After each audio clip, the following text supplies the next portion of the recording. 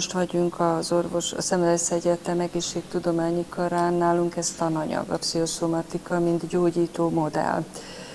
Többféle gyógyító modell van, ugye van a biomedicina, ez a klasszikus nyugati típusú orvoslásban, ugye a 12. században felfejlődött biomedicina, mi is egy biomedicinális egyetem vagyunk, de a 20. század elején létrejött az úgynevezett pszichoszomatikus orvoslás, mert hogy kiderült, hogy nem minden betegséget lehet gyógyítani biológiai alapon. És ez a pszichoszomatikus orvoslás első leírata az első betegségek között már leírt bőrbetegséget, így a neurodermatitiszt. 7 ilyen betegséget írtak le akkor, mint az asztma, hipertónia, reumatoid artritis, az ulkusz, kolitis és a neurodermatitis. Tehát már onnan indul ez a szemlélet, de ez a szemlélet aztán az elmúlt évtizedek során, ugye ez azért majdnem 100 éve volt, sokat formálódott. Tehát ma már nem feltételezések alapján gondolkodunk a pszichoszomatikában, hogy mert mondjuk nem szereti eléggé valaki a gyermekét, és akkor a gyermek ad egy pszichoszomatikus reakciót, vagy éppen túlzottan szereti, folytogató a szeretet, ezért lesz mondjuk asztmás, hanem ma már bizonyítékon alapuló orvoslás van, és csak akkor mondjuk azt egy szomatikus betegségre, így a bőrbetegségekre is, hogyha erre vannak bizonyítékok, hogy ez valóban összefügghet a nagyon bonyolult pszichikus működésekkel. Tehát ez, mint gyógyító modell, nagyon korszerű, nagyon élő. Az egészségpszichológia mondjuk egy másik gyógyító modell, mennyire élünk egészségesen, és ez garantálja azt, hogy nem is leszünk betegek, például így a napolajok, védőfaktoros kenceficék hirdetése, ez ugye az egészségmagatartást erősíti, ezért mondjuk a nap okozta különböző bőrbetegségek ezáltal csökkenhetnek. Ez ugye már megint egy nagyon más szemlélet. Míg ugye eredetileg a biomedicina az a bőrbetegségeket is csak biológiai folyamatokra vezette vissza. Tehát jó, hogyha tudjuk, hogy többféle gyógyító szemlélet és gyógyító modell van. A pszichiáterek egy része ezt tanulta, elsajátította, és szomatikus betegségeknél is, ha felmerül, hogy ez inkább pszichiátriai, pszichológiai okokra vezethető vissza, akkor elég jó az együttműködés, mert a szomatikus orvosok és a pszichiáterek, illetve a klinikai szakpszichológusok között. Tehát ez az egyik útvonal. Mondok egy nagyon triviális példát, ugye a szorongásos pánikbetegség az nagyon hasonlít a szívinfarktusra. Na most ugye a mentőszállítások 50%-a, amikor szívinfarktus gyanúval beviszik a beteget, kórházba 50%-áról nagyjából a statisztikák szerint kiderül, hogy ez inkább pszichés okokra vezethető vissza, és akkor már is küldik a pszichiáterhez. Na most ugyanez igaz lehet a bőrbetegségekre is, hogy mondjuk azt hiszi valaki, hogy ezt ő örökölte, vagy mit tudom én, túl sokat napozott, vagy ilyesmit evett, vagy valami betegségből visszamaradt neki, és akkor elmegy a bőrgyógyászhoz, és akkor kezelik biológiai módon farmakoterápia, kenős, gyógyszer, szoláriumterápiák, és kiderül, hogy nem nagyon változik. És akkor a bőrgyógyászban is fölmerülhet az, hogy hát lehet, hogy akkor van más oka is ennek a betegségnek, nem csak azok a biológiai tényezők, amiket mondjuk ők valószínűsítettek. Itt például akár a saját napallergiámat is megemlíteném, hogy ez nem volt nekem probléma hosszú évekig, de most, ahogy idősödök, egyszer csak előjött, hogy ha nem napozok már kora tavasztól kezdve, hogy edzem a bőrömet, hanem nyár közepén egy picit éri a nap, tehát nem tüzső napon egész nap, akkor kijön ez a vörös, foltos, viszketős napallergia. És akkor ezzel én is elkezdtem gondolkodni, mint pszichológus, hogy lehet-e ennek más oka azon kívül, hogy valamiért az immunitásom nem olyan erős, és erre is vannak magyarázatok, erre még azért ilyen statisztikai adatos bizonyítékot nem találtam, de De olyasmi van, hogy az ember mennyire tudja elengedni magát, mennyire tud kinyílni a természet hatásainak. Ez jelezheti, hogy az ember nem biztos, hogy ebben nagyon jól működik. Úgyhogy én, mint pszichológus, ezen úgy gondolkodtam, tényleg, hogy is vagyok én ezzel. Ugye nagyon régóta vezető beosztásban dolgozom, és bizony ez egy kicsit megkeményíti az embernek a karakterét, és hogy ez a feladat számomra, hogy lazítani, oldódni, nyitni, finom kis dolgok felé, így a természet kincsei felé, mint a nap, a víz, a levegő, tehát hogy még bizony a komoly szakembereknek is ad elgondolkodtatni valót egy egyszerű bőrtünet, amit mondjuk egy bőrgyógyász szakorvos elintéz egy kenőccsel. Azt tudni kell rólam, hogy én felnőtt klinikai szakpszichológus vagyok, tehát tanultunk nyilván egy keveset a gyermekpszichológiáról, illetve fejlődés lélektanról, de azért az egy nagyon széles ága a mi szakmánknak, és nagyon specifikus a gyermekklinikum. De annyit el tudok erről mondani, hogy azért vannak erre is már kutatások, bizonyítékok, hogy gyermekbőrgyógyászaton dolgozó egészségügyi szakemberek, akik mondjuk hozzánk írják a szakdolgozatukat, kutatásokat folytattak családokkal, hogy vannak bizonyos serdülőkorban vagy gyerekkorban megjelenő bőrbetegségek, hogy mi történik akkor, hogyha a kezelés alatt, és ez tisztán szomatikus kezelés, elkezdenek foglalkozni a szülőkkel is, de pszichoterápiásan, hogy nézzük meg, hogy a családban hogy viszonyulnak ez a bőrbetegséghez. Tehát megfigyelték azt, és ezt kutatták szakdolgozatukban, hogy a bőrgyógyászati klinikán kezelt gyerekek azon csoportja, akiknek a szüleikkel foglalkoztak csoportterápiásan, mennyi idő után esnek vissza. Ezek olyan típusú betegségek voltak, ahol sajnos jön újra a betegség. És azok a gyerekek, akiknek a szüleikkel, elsősorban az édesanyákkal foglalkozott pszichológus, ott nőtt ez az időszak, ez a periódus, később jött vissza a tünet, míg a kontrollcsoportban, ahol semmi beavatkozás nem volt, pszichológiai beavatkozás a szülői oldalon, ott viszonylag hamar jött a tünet és a visszaesés. És ezek olyan apró, finom bizonyítékok arra nézve, hogy valami akkor mégiscsak van olyan pszichológiai faktor, amit még persze hosszú ideig kutatni kell, hogy pontosan mi az a tényező. Ugye, és itt bejön a rendszer szemlélet, hogy nem csak az egyénben lehet pszichikus oka a bőrbetegségnek, hanem a kapcsolatrendszerben is lehet kapcsolati probléma. Ugye a pszichoszomatikának ez ugye az 50-es, 60-as évekbeli fejezete, hogy rájöttek arra, hogy nem csak az egyénen, az intrapszichikus rendszeren belül lehet oka, pszichológiai oka egy betegségnek, hanem az interpersonális, tehát a barátok, család, párkapcsolat szintjén. És ez a rendszer szemlélet, és a családterápiás szemlélet nagyon sokat adott hozzá a pszichoszomatikus szemlélethez. És ezt kezdik felfedezni most a bőrklinikákon is, tehát gyerekeknél. Ami nagyon fontos, mert fontos az, ha nem is gyógyítható teljesen egy betegség, de ha évekig tünetmentes, az nagy ajándék egy családnak és főleg a gyereknek. Én dolgoztam, már én elég régóta vagyok klinikus, ugye 30 éve vagyok addiktológus, szakpszichológus, és már vagy 40 éve a szakmában dolgozom.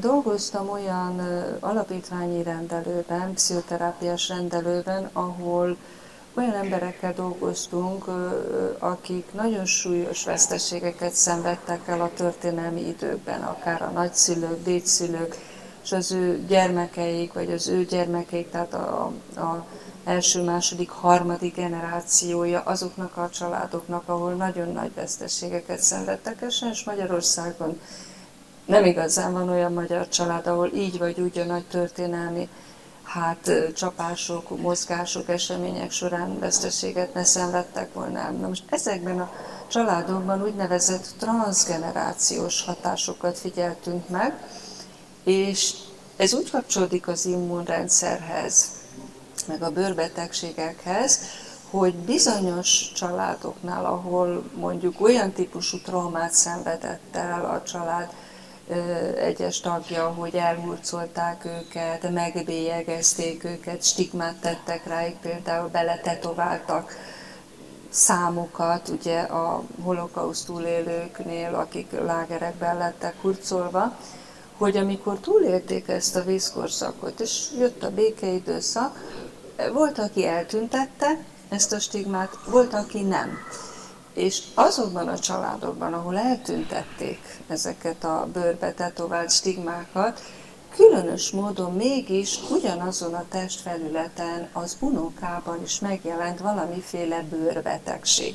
Minimum az, hogy állandóan azt kaparta, viszketett neki, és előbb-utóbb ugye az elfertőződik, és erre egy ismert híres gyermekpszichológus figyelt fel, hogy miért mindig ott, és miért újul ki ez, és hogy úgy utána jár egy gyerekpszichológus is a családban, hogy mi történt, és hát kiderült, hogy mondjuk a nagymamának itt a csukló felületén volt egy tetoválás, és azt eltüntette, mert tudni sem akart erről a múltról, és hiába nem beszéltek róla, transzgenerációsan ez mint egy traumatikus emléknyom még az unokába is átment. Tehát ezek ilyen egyedi, különleges esetek, de összefügghet ezzel, hogy az immunrendszer ott lecsökken. Itt nem csak a bőrről megjelenő betegségekről volt szó, nyilván sok egyéb betegséget is így átörökített, akaratlanul is szegény túlélő, ugye, mert ha mondjuk éheztették például a fogolytáborban a nagypapákat, akkor ugye a gyomor betegségek mentek át még az unokába is, és senki nem értette, hogy miért. Nem volt ennek orvosi oka. Tehát, hogy vannak ilyen rejtélyes búvópataként átkúszó betegségtünetek, amik akár a harmadik generációban is felbukkanhatnak. Hát ez egy szomorú fejezete ugye a pszichológiának, a traumák átörökítése, de akár egy ilyen rejtélyes bőrbetegségben ez is megnyilvánulhat. Mert ott az immunrendszer mindig lecsökken, és ott jönnek ezek a furcsa betegségek. Látjuk, hogy összekapcsolódnak ezek a témakörök, ugye a stigmatizáció. Vannak az emberi viselkedésnek ilyen kis rejtett bugyrai is, amikor valaki kifelé a kirakatba mintapolgár, szépen él, minden rendben van, és akkor egyszer csak valami bőrtünet, akár az arcon, az különösen fontos, de akár a test más felületén árulkodik arról, hogy ő azért mégsem olyan tiszta életet él. Hát ugye a magyar népi nyelv az nagyon jól kifejezi ilyen dolgokat, hogy mondjuk szokták mondani, hogy borvörös az orra valakinek, vagy borvirágos. Most a borvirágos orr az egy nagyon exakt bőrtünete a nagyon masszív alkoholfogyasztásnak. Vagy ezek az apró kis rozaceák itt az arcon, ilyen kis hajszáli rápattanások. De ez egy tipikus ilyen stigma, hogy nagyon sokáig nem tudja elleplezni, még ha zugívó is az illető, mert a bőrön ki fog tűnni. Sőt, van egy előre haladott patológiás alkoholizmusban egy olyan súlyos bőrtünet, ami már ilyen, hát majd, hogy nem fekélyes sebeket jelent orron, arcon, más testrészen is, de különösen az arcon, tehát ott már nagyon tele van méreggel a szervezet, és a bőrön már ez nagyon markánsan megjelenik, ott már nem csak borvirágról van szó. De ha a test más területén jelenik meg, ugye, az is nagyon beszédes. Eszembe jut egy nő kliens, akinek mindig genitális herpesze volt. Ugye a genitálékon, tehát egészen rejtett területen nem látja senki, de mindig előjött neki, és elment bőrgyógyászhoz, még mondták, hogy nincs különösebb oka, nincs fertőzés, de neki mindig előjött, és hát aztán a pszichológusnak kiderült, hogy ő írtózik a férjének a közeledésétől, szeretőt tart amúgy, de a férjével, ha nagy ritkán mégis szexuális együttlétre kerül sor, akkor rögtön utána jön a herpesz. Hát ezek elég beszédes tünetek, ugye, hogy nem működik ez a kapcsolat, de nem tudnak őszintén beszélni róla, és hát illenék akkor erről akár szakember közvetítésével beszélni, hogy mi nem működik. Mert a test az őszinte, az nem hazudik, az jelez. Hát vannak egyéb ilyen viszketős tünetek, amiknek nincs orvosi oka, akkor Hát ott inkább ez a laikus pszichológia működik, hogy törődj többet magaddal, mert már ez egy olyan jelzés, hogy egy kicsit foglalkozz magaddal. Igen, ez a klasszikus pszichoszomatikus elmélet, hogy a test kifejezi azt, amit a nyelv nem tud, mert nem akarok tudni róla, és akkor a test az egyszerűen tolja. De vannak ilyen finom jelzések is, ezt is például tanítjuk itt a kommunikáció alapelvei között, a nem-verbális kommunikáció között, például a bőrpír, hogy egy állásinterjúban ez nagyon beszédes lehet, és ugye erre vadásznak a fejvadászok, hogy ki mennyire állja a stresszt, és akkor valaki egy első interjúban lehet, hogy a mimika nem árulja el, de a vegetatív idegrendszer, ugye, hogy izgul, hogy megfelel vagy nem, az leleplezi, és hát ugye elpirul a bőrpír, az ugye beszédes lehet, de hát ez mondjuk egy ártatlan kis tünet. Aki mondjuk ilyen nyilvános szereplésre készül, annak érdemes ezt egy pszichotréninggel begyakorolni, hogy ne működjön a vegetatív idegrendszere olyan erősen ilyen helyzetben, ne leplezze le őt, hogy mennyire izgul. Vagy hát mondjuk az első randin, a szerelmi kapcsolatban mondjuk ott inkább aranyos ez, ha még valaki el tud pirulni, hogy izgul, tetszik a másik neki. És a pszichoterápia milyen módon tud vajon segíteni, vagy tud beavatkozni egy ilyen kialakuló pszichoszomatikus bőrbetegség változásába? Hát ugye itt megint egy picit a fogalmat érdemes letisztítani, hogy olyan, hogy pszichoterápia,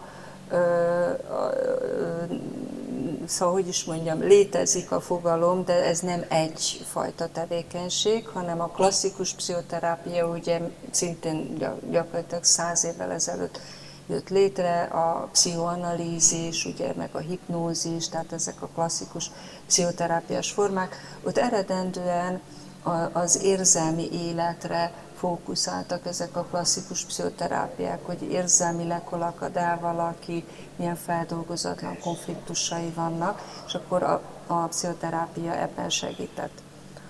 De azért azóta eltelt sok idő, és nagyon sokféle formája jelent meg a pszichoterápiáknak. Mindegyiknek az a közös alapelve, hogy kapcsolattal gyógyít, tehát nem farmakoterápia, mert ott ugye a gyógyszerrel gyógyítunk, nem fizioterápia, ahol mondjuk fiziológiás hatásokkal gyógyítunk, hanem kapcsolattal. Tehát a terapeuta által a kapcsolatban gyógyulás jön létre, de ugye ezt milyen módszerrel érjük el, ebben már nagyon sok különböző technika, módszer van. Így például lehetnek ilyen relaxatív terápiák, hipnózis, szuggesszív terápiák, imagináció, tehát hogy kicsit ilyen szuggesszív helyzetben a kliens elképzel dolgokat, és ezáltal kezd gyógyulni. Kicsit olyan, mint az alvás és az ébrenlét közötti állapotok, ott is sokféle technika van, ahol csak a megnyugtató állapot segít, van, ahol aktívan dolgoznak egy belső mozival, ilyen képekkel. Aztán vannak olyan terápiás formák, ahol beszélgetnek négy szem közt, és a gondolkodást próbálják átformálni, hogy mondjuk egy vesztes helyzetben, vagy gyászhelyzetben hogyan gondolkodjon másképp, hogy ne maradjon benne mondjuk egy depresszív helyzetben. Tehát ezek a kognitív terápiák, akkor léteznek úgynevezett szupportív terápiák, támogató terápiák egy elesett élethelyzetben, amikor nagyon maga alatt van valaki, akkor ezt szupportálásnak nevezzük, hogy a pszichológus egy ilyen nagyon támogató attitűdjével ki tud jönni ebből a helyzetből. És hát nagyon sokféle forma van, párterápia, családterápia és csoportterápia. Vannak ilyen önsegítő terápiás formák, például valakinek súlyos pszoriázisa van, és lehet, hogy ez örökletes, és hát tünetileg tudják kezelni, de azért visszatérnek a kellemetlen tünetek. Ott elképzelhető, hogy egy ilyen önsegítő csoport nagyon hasznos lehet, megosztják egymás között azt, hogy kinek mi segített, hogy hosszabb távon tünetmentes legyen. Sokféle formája van a pszichoterápiának. Újabban most divatba jöttek azok a ősi keleti gyógymódok, csak modern pszichológia köntösében, mint a mindfulness terápia, ami a tudatos jelenlétet jelenti. Hát ez gyakorlatilag a jóga és a meditációnak egy olyan ötvözete, amit most hát Amerikából jött ez a módszer, tanítják Magyarországon is, de hát aki mondjuk gyakorló, jogázó, meditációt is tanult, erre hitelesített mesterektől lényegében ez a mindfulness, és bőrbetegeknél is alkalmazzák sikerrel, hogy meditatív állapotba hozzák, és közben egy ilyen gyógyászati szoláriumba behelyezik, és akkor nézik, hogy mennyire gyógyul, és összevetik kontrollcsoporttal, akiket nem ilyen módszerrel kezelnek, és az eredmények azt mutatják, hogy nagyon eredményes ez a mindfulness módszer is. Tehát sokféle módszer van. Hogy mit lehet elérni pszichoterápiával? Én azt gondolom, hogy de hozzáteszem, én nem értek a bőrgyógyászati pszichoszomatikához annyira, mint te, hogy én azt gondolom, hogy önmagában sem a pszichoterápia, sem a farmakoterápia, tehát a biomedikális megoldás nem csodaszer. Tehát ezeket optimálisan lehet kombinálni, hogy amikor biológiai szinten kell kezelni egy betegséget, akkor ott nem csodaszer a pszichoterápia. De amikor a biomedicina eléri a határait, és elfogadja, hogy van egy pszichoterápia, vagy egy pszichoszomatikus orvoslás, és ott összedolgozik azzal a szakemberrel, akkor minőségi javulást érhet el a páciens. De tudni kell azt, hogy nyilván vannak olyan betegségek, amikből teljesen meg lehet gyógyulni, fel lehet épülni. Vannak betegségek, ahol a tüneteket lehet enyhíteni, szinte egészen tünetmentes állapotot lehet elérni, de folyamatosan kell dolgozni ezen, vagy így, vagy úgy, csak kap tünetmentes időszakokat, mondjuk 1 évet, 2 évet, én nem vagyok bőrgyógyász, nem tudom mennyit. És hát vannak olyan betegségek, ahol mondjuk az életminőséget lehet javítani. Ugye egy nagyon durva bőrbetegség, ahol már szinte majd, hogy nem üszkösödik a láb, hát ott azért csodát nem tud tenni a pszichoterápia, de akkor is tud segíteni abban, hogy hogyan éljen együtt egy súlyos betegséggel, úgyhogy szigorúan be kell tartani a biomedicinális szabályokat, tehát amit a bőrgyógyász szakorvos mond, vagy más belgyógyász szakorvos mond, és a pszichológus vagy a pszichiáter ajánlásait is. És itt most eszembe jutott a dietetikus is, hogy nagyon-nagyon régóta dolgozik az orvostudomány táplálkozási ajánlásokkal is. Csak a mai modern világban elfelejtettük azt, hogy az egyik legfőbb gyógyír a helyes diéta táplálkozás. Na most egészen biztos, hogy a bőrbetegségeknél is van egy táplálkozási tanácsadás.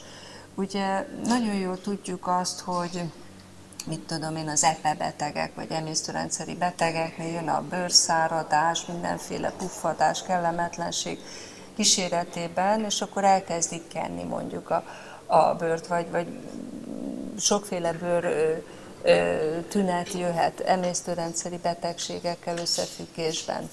És ilyenkor be lehet vonni például a dietetikus tanácsadást, hogy hogyan lehet ezt befolyásolni, hogy mondjuk ne egyen olyasmi, ami kifejezetten árt ennek a bőrtünetnek, hanem egy kis diéta, és akkor nagyon szépen rendbe jön. Sokszor a kozmetológiai bőrgyógyászat kiaknázza ezt üzletileg, hogy az emberek nagyon össze-vissza esznek, és ez a bőrük rovására megy, és akkor ott megtanítják neki, persze drága pénzért, ezt nem akarom bántani a kozmetológiai bőrgyógyászatot, de ha az ember egy kicsit okosan odafigyel, akkor ezzel pénzt is megspórolhat.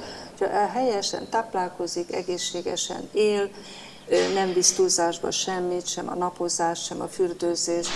Például a köztereken lévő kutak, szökőkutakba így belecsobbannak emberek, anélkül, hogy végig gondolnák, hogy ez micsoda beltenyészet, micsoda baktériumflóra, meg egyéb, meg penészgombák tárháza, és aztán nem érti pár hét múlva, hogy mitől viszket, mi a baja.